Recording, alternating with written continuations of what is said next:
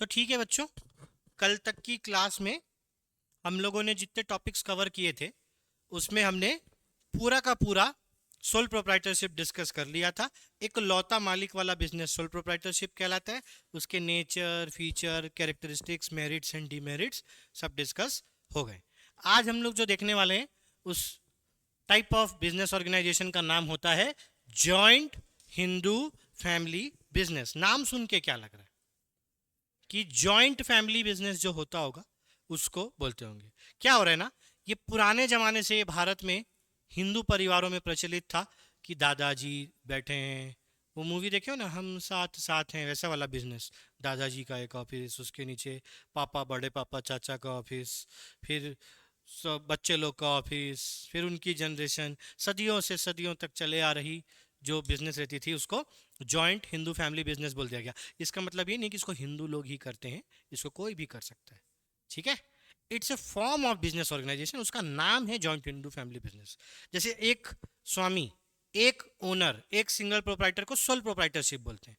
वैसे family business जो सदियों से चले आ रहा है ना, विरासत हो पुरानी दुकान, जैसे मिलन होटल है ना, दादाजी समोसा देते थे, फिर तीनों अंकल बैठ के समोसा देते थे। आजकल अंकल के बेटे लोग बैठ रहे हैं, उन लोग समोसा देते हैं, कभी कभी आंटी लोग आके बैठ जाते हैं। समोसा तो सभी देंगे। ठीक है, ये एक तरीके का, उन लोग चाहें तो उस फर्म को अगर सारे लोगों के नाम को जोड़ के रखना चाहते हैं तो अपना HUF का रजिस्ट्रेशन करा सकते हैं, है ना। इसको हम लोग प्यार से HUF बोलते हैं, जॉइंट हिंदू फैमिली बिजनेस। या इसका दूसरा नाम है बच्चों, इसका दूसरा नाम है हिंदू अनडिवाइडेड फैमिली बिजनेस। ठीक है बच्चों, भूलेंगे तो नहीं। इस तरीके से हम लोग ये इनके नाम की बात करते हैं। अच्छा, इस बिजनेस में ना एक हेड होता है, हर घर में एक हेड होता है ना। दादाजी होंगे या बड़े पापा होंगे या पापा होंगे या जो भी सबसे बड़ा सदस्य होता है, उसका नाम होता है कर्ता। और जो कर्ता होता है ना, वही कर्ता धर्ता होता है। ठीक है, यानी कि सब कुछ कौन करता है, वही करता है। कर्ता ही हमारा कर्ता धर्ता है। ठीक है, इन चीज़ों को याद रखना। ये 1 मार्क क्वेश्चन आता है कि कौन है हेड और क्या करता है, पूरा मैनेजमेंट किसका होता है। तो कर्ता धर्ता का ही सारा मैनेजमेंट होता है। It is owned by the members of undivided joint Hindu family and managed by the eldest member of the family, जिसको क्या बोलते हैं हम लोग, कर्ता।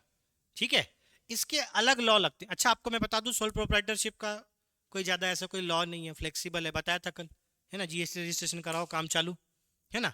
HUF में HUF के लॉज लगते हैं। पार्टनरशिप में पार्टनरशिप का भी लॉज लगता है। इंडियन पार्टनरशिप एक्ट 1932 बना हुआ है, एक रूल बुक है, वो लागू हो जाता है। ठीक है, उस प्रकार से होता है। तो वैसे ही इसमें क्या होता है, it is govern by the provisions of Hindu law. Hindu law के प्रोविजन से इसको हम लोग बनाते हैं। And the basis of membership is birth in a particular family. हम कैसे उसका हिस्सा बन सकते हैं, उस परिवार में जन्म लेके। ठीक है, सोचो मैं अंबानी के यहाँ पैदा हुआ होता, है ना, मेरी शादी भी तुम लोग 6 महीना तक देखते, है ना। नहीं, प्री वेडिंग 6 महीना तक देखते, फिर शादी 2 महीना तक देखते, है ना। तो इस टाइप की चीज़ें होती है, आप वहाँ पैदा होगे तो आपको वो मिलेगा। ठीक है, उसके बाद हम लोग इस चीज़ के फीचर्स का डिस्कशन करते हैं। फीचर्स की बात करें तो वही नेचर, फीचर, कैरेक्टर की बात हो गई। सबसे पहले कैसे बनता है, फॉर्मेशन के लिए क्या चाहिए, अकेला आदमी होगा तो फिर फैमिली कहाँ हुई, अकेला आदमी हुआ तो सोल प्रोप्राइटरशिप हो जाएगा। तो कम से कम at least 2 members in the family, कम से कम 2 तो हो। ठीक है, एंड इन द फैमिली, अच्छा फैमिली की बात है, कोई बाहरी व्यक्ति होगा तो पार्टनरशिप हो जाएगा, HUF नहीं बनेगा, समझ रहे हैं ना। मैं अपने फैमिली के साथ, अपने ब्लड रिलेशन के साथ बनाऊंगा तो ही HUF बना सकता हूँ, बाहर से बनाऊंगा तो पार्टनरशिप में कन्वर्ट हो जाएगा वो। ठीक है, तो 2 मेंबर्स कम से कम होने चाहिए in the family, and some ancestral property to be inherited by them. कुछ ना कुछ पुश्तैनी संपत्ति, पुश्तैनी दुकान, पुश्तैनी घर, पैसा, बंगला, गाड़ी। ठीक है, और पुश्तैनी रेसिपी, है ना।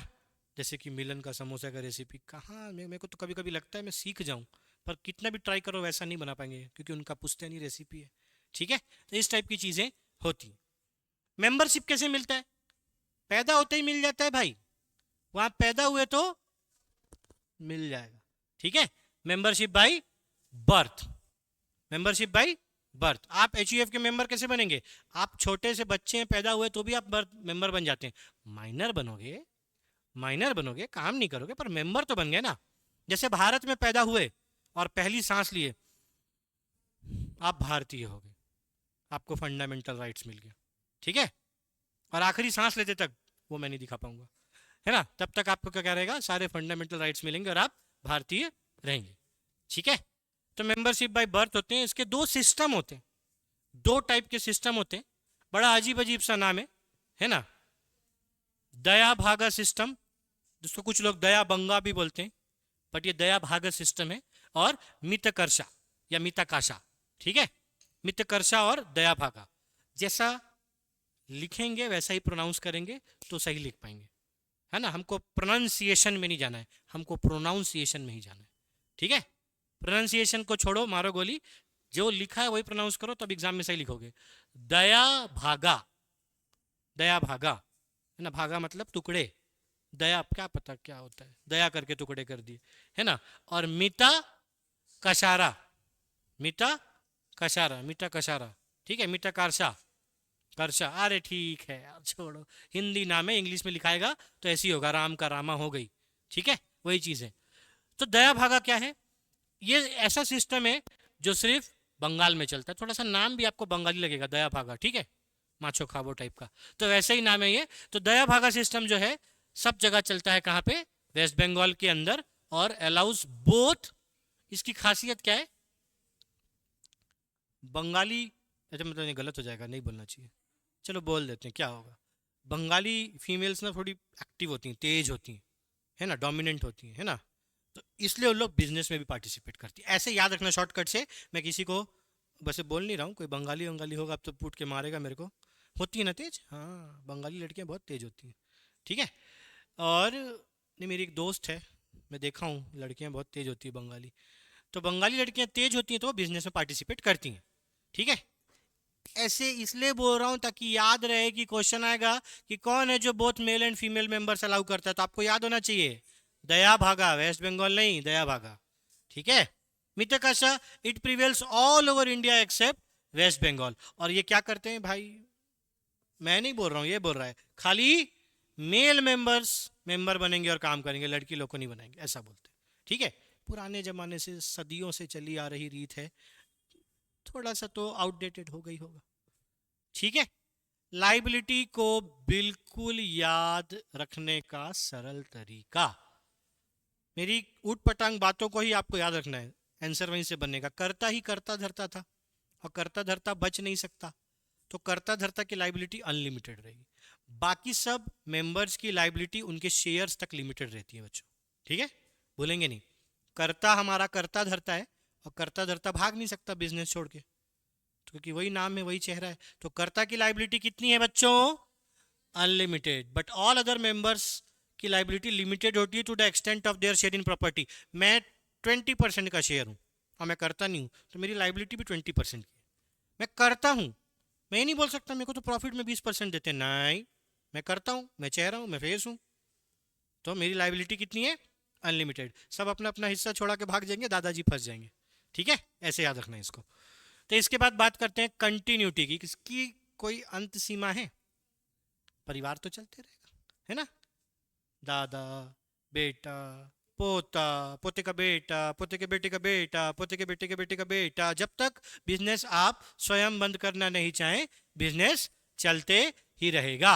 The business is not affected by death और इनकेपेबिलिटी ऑफ कर्ता इन सच केस। अच्छा, दादाजी की डेथ नहीं हुई, दादाजी को लकवा मार गया, दादाजी काम नहीं कर पा रहे, बहुत एज हो गई, पड़े हैं बिस्तर में, पापा कर्ता बन जाएंगे, जो भी जो नेक्स्ट हेड है, सीनियर है, वो कर्ता बन जाएगा, और अगला मेल मेंबर को हम कर्ता बना देंगे, वही कर्ता धरता रहेगा, उसकी लाइबिलिटी अनलिमिटेड हो जाएगी, बाकी सबकी लाइबिलिटी लिमिटेड रहेगी। भूलिएगा नहीं, एग्जाम में ये आपको अलग से पूछता है कंफ्यूज करने के लिए, किसकी लाइबिलिटी अनलिमिटेड है बताओ तो, ये पूछेगा, ठीक है।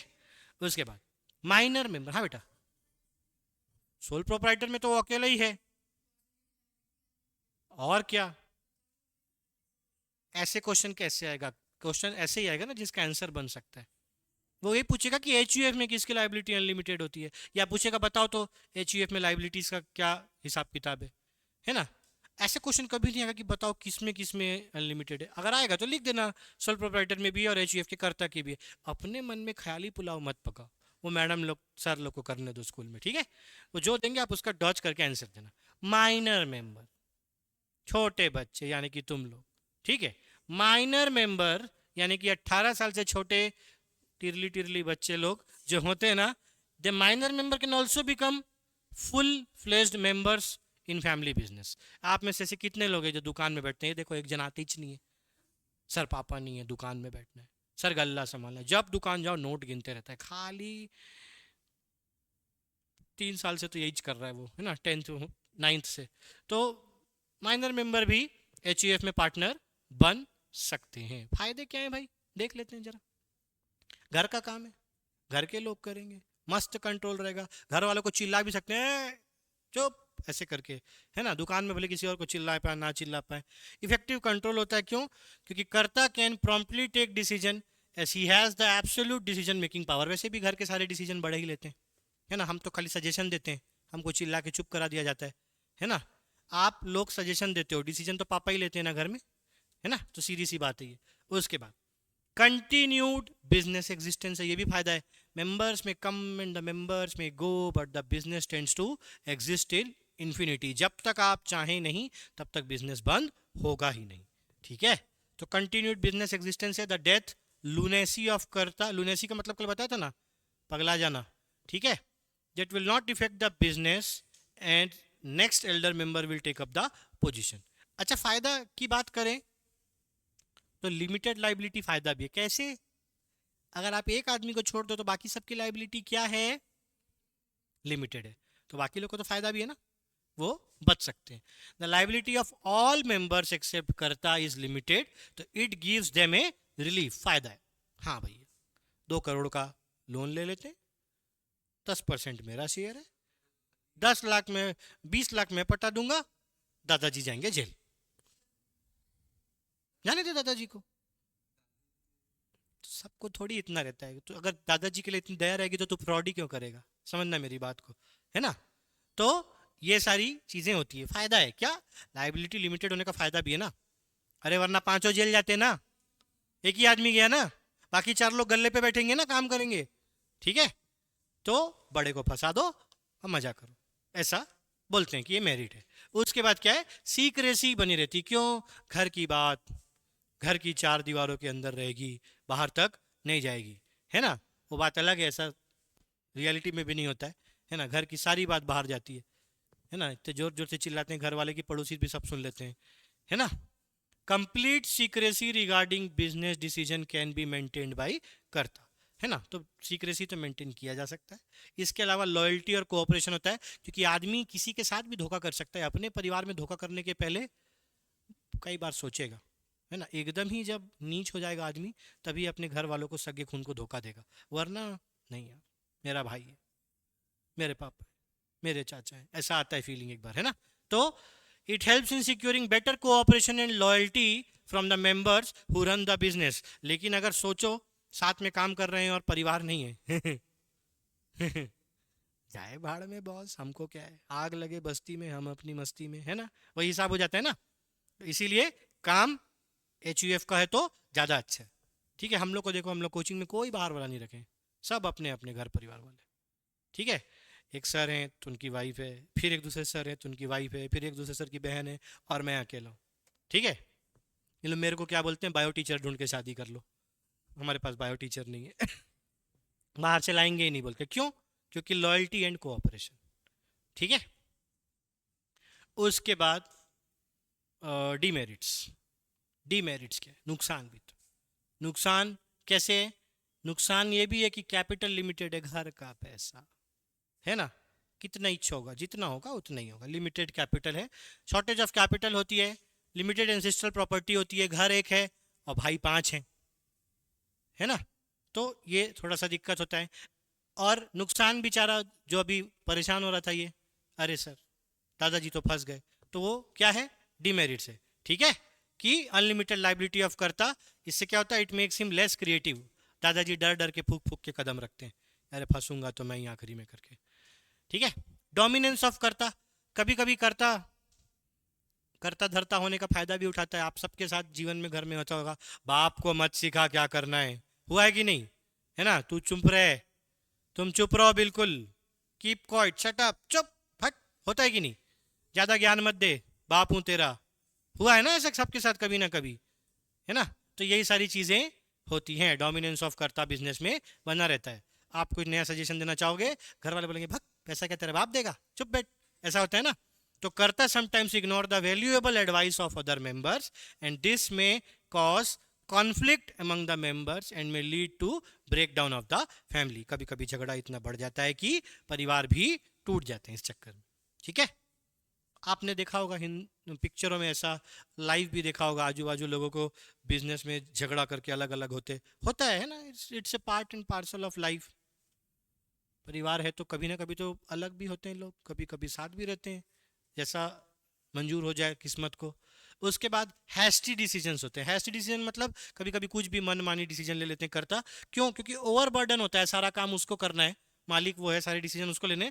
कभी कभी कुछ उटपटांग डिसीजन भी, हैस्टी डिसीजन भी, बिना ज़्यादा लॉजिकल रीजनिंग किए डिसीजन ले लिया जाता है, ऐसा भी होता है।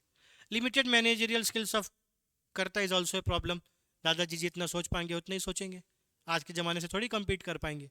ठीक है, the joint Hindu family business is on decline because of the diminishing number of joint Hindu families in the country. यानी कि ये सदियों पहले से चलते आ रहा था, पर आज जैसे जैसे जमाना आगे बढ़ रहा है, नंबर ऑफ HUF कम होते जा रहे। क्यों? क्योंकि जैसे जैसे टाइम मॉडर्नाइज हो रहा है, फैमिलियाँ अलग होते जा रही हैं। आजकल, पहले का ज़माना याद करो, ले दे के कोई अलग मिलेगा, सब जॉइंट फैमिली में बड़ी बड़ी कोठियों में, हवेलियों में साथ में रहते थे। आज ले दे के कोई ऐसा मिलेगा जो साथ में रहता है, सब लगभग अलग होते जा रहे हैं टाइम के साथ। लोगों का साथी परिवार नहीं, मोबाइल हो गया है, यूट्यूब हो गया है, स्नैपचैट हो गया है, इंटरनेट हो गया है। तो क्या हो गया है, परिवार की जगह अब टेक्नोलॉजी ने ले ली है। और शादी वादी करोगे ना जब बड़े होके, तो समझोगे कि शादी होने के बाद बीवी आती है और मैं नहीं बोलता मेरी होने वाली है।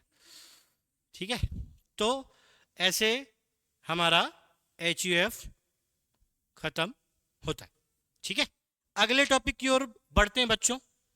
थोड़ा बेसिक डिस्कशन करके आज रोकूंगा, फिर इसको मैं कल पूरा डिस्कस करके, पार्टनरशिप तक आपका एग्जाम में आ रहा है, तो कल हमारा एग्जाम तक का सिलेबस तो कवर हो ही जाएगा। ठीक है, चैप्टर ऑन द गो मैं कवर करूंगा। बस ये बता दो पार्टनरशिप का मतलब क्या होता है। दो या दो से ज्यादा लोग मिलकर साथ में काम करें।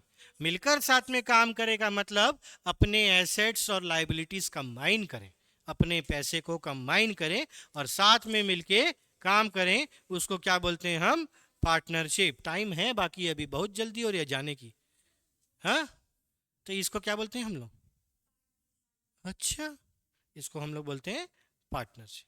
ठीक है, जिसके बारे में हम लोग डिटेल में कल अगली क्लास में डिस्कस करेंगे, और आप लोग का सिलेबस इसके साथ स्मूथली कवर हो जाएगा। फिर मैं कंटिन्यू चैप्टर को ख़त्म करूंगा और फिर रिवीजन कराऊंगा।